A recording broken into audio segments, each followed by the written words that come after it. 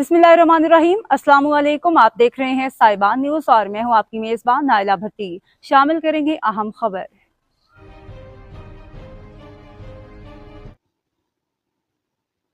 रुख करते हैं अल रियाद सऊदी अरब का। हमारी लेडी रिपोर्टर शाहीन जावेद के मुताबिक सऊदी अरब में human resource and man power expo का आगाज।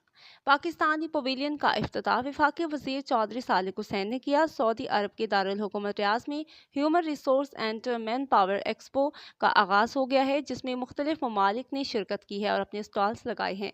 पाकिस्तानी पवेलियन का इफ्तिताह वफाकी वज़ीर बराए overseas Pakistanis and human resource Chaudhry Salik Hussain ने पाकिस्तानी सफ़ीर अहमद फ़ारूक के हमरा किया।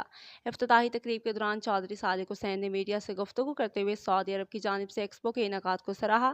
उन्होंने कहा कि इस किस्म की नुमाइशें पाकिस्तान को मुख्तलिफ मौक़ों से फ़ायदा उठाने में मदद फराहम कर सकती हैं और हुकूमत की कोशिश है कि सऊदी मार्केट में जारी मनसूबों में पाकिस्तानी हुनरमंदों को मुलाजमतों के मौक़े फराहम किए जाएँ। साथ ही एग्जीक्यूटिव शोबों में महारत रखने वाले अफराद के लिए भी मौक़े पैदा किए जा रहे हैं। चौधरी सालिक हुसैन ने मज़ीद कहा कि मौजूदा हुकूमत ओवरसीज़ पाकिस्तानियों के मसाइल हल करने के लिए संजीदा इक़दामात कर रही है।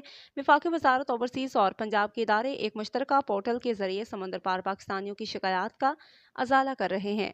उन्होंने ये भी बताया कि कौमी असम्बली और सेनेट ने ओवरसीज़ पाकिस्तानियों के हकूक़ के तहफ़्फ़ुज़ के लिए ख़ुसूसी अदालतों के क़याम का बिल मंजूर किया है, जिसके बाद इन अदालतों के क़याम से मसाइल को जल्द हल किया जाएगा। There is Philippines, Sri Lanka, Ethiopia, Bangladesh, this Kenya, Kenya. अब तक के लिए इतना ही। मज़ीद खबरों और अपडेट्स के लिए देखते रहें साइबान न्यूज़।